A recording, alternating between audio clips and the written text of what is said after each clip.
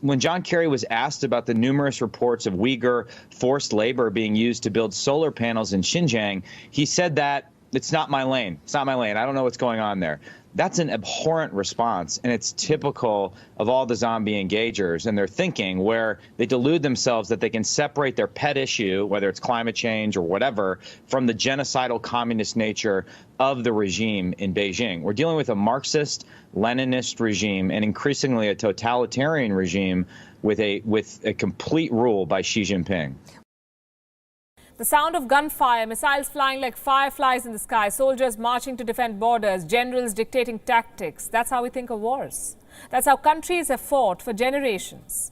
But what if I told you that everything is about to change? Modern day wars will be about controlling people's minds, quite literally. And China is making weapons that control minds. I know, it's hard to believe, but it is true. China is building such weapons. It is also building biological warfare capabilities. It is conducting influence campaigns. Basically, Beijing is waging unconventional wars. It is using every tool in the kit to weaken other nation states. What are these tools? Who are the targets? And what can the world do to stop China? On Gravitas tonight, that's what we'll discuss. First, let's tell you about these brain-controlled weapons. What are they? And how did China think of making them? After all, the Chinese are not really known for innovation. Copying is more like their style. So how did they come up with this one? Well, here is the story. The United States has an export blacklist. It's a list of companies to which American businesses cannot export. An export blacklist. Yesterday, the US updated this list. They added 12 names, 12 research institutes. One of them is the Academy of Military Medical Sciences. This is China's top military medical research institute. You could call it the PLA's own science lab. Why has it been blacklisted? Apparently, they conducted a sinister experiment. This institute was helping the Chinese military develop what they call brain-controlled weapons. So I come back to the question, what really is a brain-controlled weapon? Unfortunately, the statement from the United States does not answer that question, but we have some clues to connect the dots. According to one report, China has been exploring ways to weaponize biotechnology. They're looking into 3 areas specifically: gene editing, human performance enhancement, and brain-machine interfaces. Now, all of these technologies have one clear military application, which is creating super soldiers. So far, this idea was limited to superhero movies like the Avengers, humans given superhuman powers and capabilities. But Beijing now wants to make them a reality. 1 year back, a member of the Trump administration wrote this, and I'm quoting, "US intelligence shows that China has even conducted human testing on members of the People's Liberation Army in the hope of developing soldiers with biologically enhanced capabilities." What this means is that China is building super soldiers. It is conducting human trials on soldiers and not even trying to hide this. 3 years ago, a paper was published in China. Reports say it was written by PLA neuroscientists. The title is self-explanatory: Military Brain Science, How to Influence Future Wars. 3 years back, America has finally woken up to the threat. It has barred its companies from exporting American technology to Chinese institutions. How is China responding? Listen to this. The United States has overstretched the concept of national security and fabricates all kinds of excuses to abuse export controls, to reasonably suppress Chinese institutions and firms. It has reached a stage where they stop at nothing. We don't know how effective this measure is, or if China can really breed super soldiers. But there's a good chance that they already have bioweapons in their arsenal. Despite their suspension, China maintains a biological weapons program. Allow me to quote from an assessment from the US Department of Defense. This is what it says. The PRC has engaged in biological activities with potential dual-use applications which raise concerns regarding its compliance with the Biological and Toxins Weapons Convention and the Chemical Weapons Convention. China also has the capability of developing really advanced bioweapons. Let me show you a report about China's National Gene Bank database. It is one of the world's largest repositories of genetic information. What can Beijing do with this? Going by one claim, it can be used to engineer precision bioweapons. And that is why what I'm going to tell you next should not come as a surprise. The PLA recently conducted nuclear, chemical and biological warfare drills in Tibet. It happened in Tibet in November. Beijing won't tell exactly where or when. The PLA describes this as a quote-unquote real combat drill, something that's meant to prepare its forces for a biological attack. An attack from where? India? Perhaps the PLA should check its own arsenal first. The point of this report is quite simple. Put all of these inputs together and you get the big picture. The nature of warfare is changing and China wants to take the lead to control your mind, to win future wars. Through brain control weapons and through propaganda, they want to take control. You already know about their information wars. China may not be on Western internet platforms, but it certainly knows how to leverage them. Earlier this year, a report exposed a Chinese influential campaign. 350 fake accounts were uncovered. They were spread out across platforms: Facebook, Twitter, Instagram, YouTube. What was the purpose? To spread pro-China narratives. Such accounts are often suspended, but Beijing wastes no time in rebuilding these disinformation networks. And they only get bigger with time. Just this month, more than 2,000 Twitter accounts were discovered. They were linked to the Chinese state. Twitter took them down, but not before they'd sent out more than 30,000 tweets. Yes, these accounts do not get a lot of engagement, but the Chinese state is persistent. It has managed to bypass sanctions. It has managed to escape the scrutiny of global watchdogs and to avoid any bans. What does that tell you? Sanctions or bans are ineffective when you're dealing with an adversary like China. Beijing never plays by the rules. Throwing the rule book at China never works. What the world needs now is a coordinated approach. And our next story might give our world leaders some ideas for that. WION is now available in your country. Download the app now and get all the news on the move. A slave labor. So when sometimes people ask me what happened in the labor camp, I can only, maybe we can only summarize it into three categories. One is endless torture in order to force us to give up our belief in truth, compassion, and forbearance. So the most terrifying form of torture is sleep deprivation. When I was in a camp, the longest period I was aware of sleep deprivation was 13 days, 13 nights, no sleep at all. And that kind of torture was enough to drive any human being insane. And after I left, there was another lady. She's now in New York now. She actually was not given any sleep for 42 days and 42 nights. So she's in New York now. So that was one of the aspect we suffered in the camp. The two is, of course, endless slave labor. That's why the camp is called labor camp, not dancing camp, not singing camp. So every day we were forced to get up from 5:30, and we need to work until midnight. Sometimes we worked overnight so that our product could catch the plane for United States or for Australia, Japan on the next day.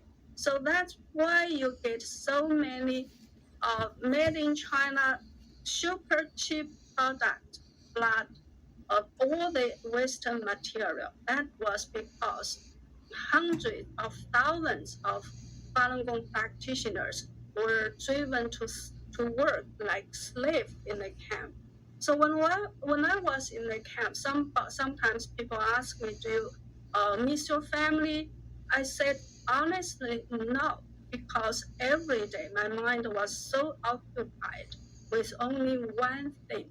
How can I have another 1 more minute sleep today? How could I reach my quota today? The quota was so heavy that after I used the bathroom, I even dared not to wash my hand because with a wet or damp hand, I couldn't knit at my fastest speed. So the third most terrifying aspect of our labor camp career, you can say, is waiting to be killed for our organs. So I personally was subjected to 2 thorough physical checkup and also including blood test. I didn't have any idea why they, on the one hand, they torture us to death, but on the other hand, they spend so much money and efforts to check our health status. Of course, I only learned many years later that was for the purpose to harvest our organs sometime, when our organs happen to be a match to anyone who need an organ from us. So that's how terrifying the situation in the labor camp is. It's not just put you there and you serve your time and you are done. So every day, it was endless torture, endless slave labor, and it was quite a struggle between life and death. And there were so many people tortured to death or driven into insanity, and witness and experience all of this. Many remarkable things about what you said, and I think if people think this is something happening in China that doesn't affect them, it's quite clear that it does, because products that we're buying could be made by, slave labor in these camps. And someone who needs a new heart, kidney, liver, might be attracted by these short wait times in China. I heard you can get it in 2 weeks if you pay enough money, but they're killing somebody to give you that organ. So it really does affect people here. You mentioned that the whole purpose is to get you to give up your faith. We only have about 2 minutes left. And I want to ask 1 or 2 other things, but quickly, what does that mean to give up your faith? How do they know you've given it up? Using her influence and celebrity to promote more ethical things like makeup remover and giant booty cream. Suspended Chinese hackers have tampered with a widely used software distributed by a small Canadian customer service company. While they wouldn't say how many companies had been hit, this was on Tim Horton's website today. The White House has announced $300 million in mental health funding. Still no word whether he'll take it or not. And finally, China has opened up police stations throughout the world to prosecute Chinese nationals living abroad, including 3 in Toronto. If you're wondering whether the police station near you is a Toronto police station or a Chinese one, here are some keys to help. If it says 52nd Division, probably a Toronto police station. If it says Happy Lucky 52nd Division, probably Chinese. If the squad car says to serve and protect on it, probably Toronto. If the squad car has nothing written on it and the squad car is more of a white windowless van, probably Chinese. If you're given the opportunity to contact a lawyer, probably Toronto. And if you're never heard from again, probably Chinese. You come with me. Mama, no! The future is now, the past is prologue, and history often repeats itself. Here to bring us up to date on the history of the future is the most predictable guy I know, Chuck. Hey, buddy. Hey, Chuck. So, what will we need to know about the past in the future? Well, first off, you're going to need to be familiar with how to conjugate numerous verbs. When dealing with the future of the past, it's important to remember your verb tenses. Time might be relative, but grammar's a bitch. He could. He did. He could have. He will, might have, could have later. Nobody ever mentions grammar when discussing time travel. Nobody ever will have mentioned. Ah, later. Right. Everybody thinks the problem with time travel is the math. It's not the math. Scientists are ironically wasting a huge amount of time crunching the numbers. It's not about the particles. It's about the participles. They're focusing on the speed of light, gravity wells, black holes, and breathe-right strips. I think you mean Mobius strips. What? Mobius strips. It's a one-sided shape expressed in a three-dimensional... I'm referring to breathe-right strips. They're strips. You put them on your nose to help you breathe. Right, but I thought you were talking about time travel. I was, but then I wasn't. That's the thing about time. Nobody can keep up, even when it drags on, because just when you think it's now, it actually just became then.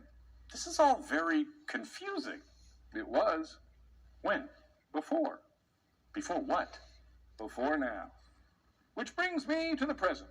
What's happening right now? That's the only time that really matters anyway. The now. This moment. Us. Together. Here. Now. You have no idea what's going to happen in the future, do you? Well, nobody does. Joy Milne from Perth, Scotland claims she can detect Parkinson's on a person just from the way they smell. I too have a smell detector for BS, and this one stinks. Over to you. Rumors of a possible military coup in China were put to rest when President Xi recently climbed out of his hole and saw his shadow. We all know what that means. 60 more years of repression. Over to you. The Toronto Blue Jays have locked up home field advantage in the MLB playoffs in a bid to ride 16 Americans, 3 Dominicans, and 2 Puerto Ricans to a World Series and finally bringing that trophy back to where it belongs in Canada. Go Jays, go. Over to you. Male bottlenose dolphins and human males share yet another thing in common. When trying to attract the opposite sex, they have wingmen. I know this to be true from when I went on a swim with the dolphin encounter and Goose and Iceman were really trying to push me to hook up with Maverick. Over to you. Children in Burkina Faso returned to school on Monday for the start of a new academic year, just days after the country's second military coup this year. You hear that, kids? Second military coup of the year, and they're going to school. So I don't want to hear any crap about how it's cold outside or how you want a special breakfast. Just get in the car and let's move out. Over to you. This bit has gone way too long. Over to you. Rapper Kanye Pest and social media lack of personality. Candace Owens were pictured together wearing White Lives Matter t-shirts, causing much outrage in the black community.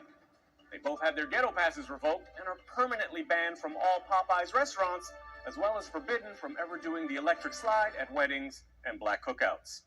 Now it's over for you.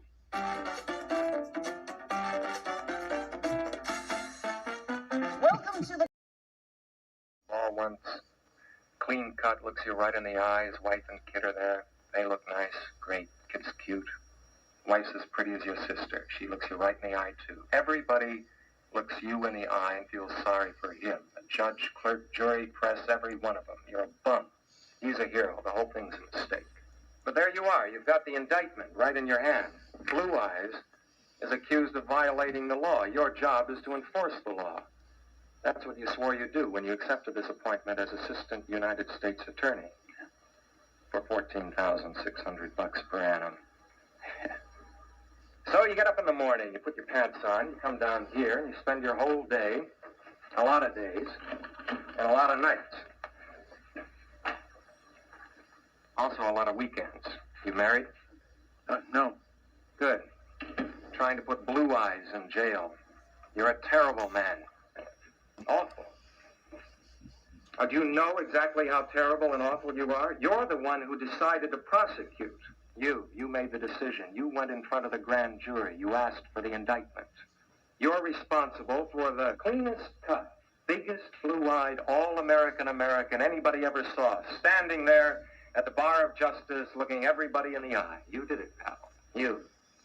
So before you open your mouth, before you say one word, before you threaten that man's life, his work, his dreams, his hopes, before you try to put him behind bars, take away his freedom, separate him from those he loves, deprive him of his liberty, lock him up, you check the facts of the case, backwards, forwards, up, down, sideways, inside out, every way you can figure out. And before you stand up and say you represent the United States government, you make sure every damn word that comes out of your mouth is fact. I'm going to have a bigger part in getting you impeached, and you're going to go down in history as the first attorney general ever impeached because you're a crook, and you're a scumbag, and you're weak. and you're attacking American democracy. I said it. You're attacking American democracy because you're having direct election interference and trying to stop a guy that's leading the Republican ticket by 7 orders of magnitude. Of course, Ronna McDaniel and the team over the RNC, today they take this obscure podcast. Oh, it's got 3 million uniques. Okay, right. That's why it's not ranked anywhere. This obscure podcast made up of Mitch McConnell's guys, the Trump haters, and they're going to be the opening act live on the stage before the Keebler elves come out and do their debate in Wisconsin. Dave Bossie, you should be ashamed of yourself, okay? And Ronna McDaniel, you're shameless, so it doesn't matter. The RNC this is outrageous that the DNC, the way they're rolling, you see how these guys roll? They play Smash Mouth, okay?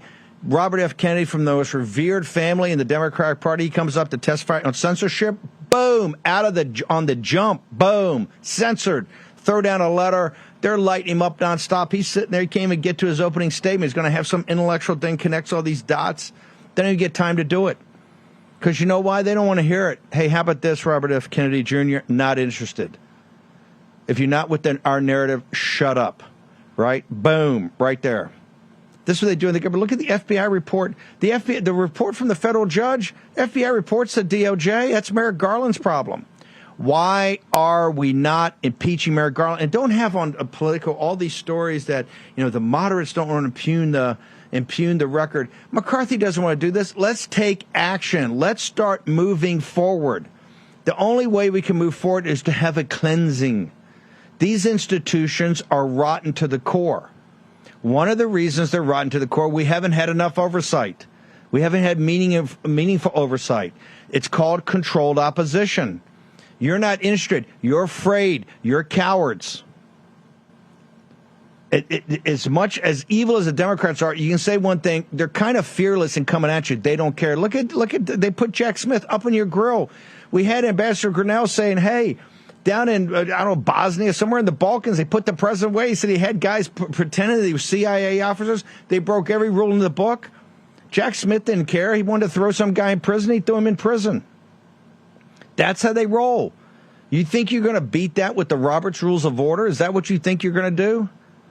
I got news for you. You're not. That's why they're laughing at you in this city. Everything we're doing is just performative. And finally, it's so bad, and we're going to show you the clip from Fox that got the memo. It's so bad, they've been suppressing it. Everybody that then turned that memo over and didn't go after him should be in jail. Not just humiliated and impeached and their pensions taken away, should be in prison.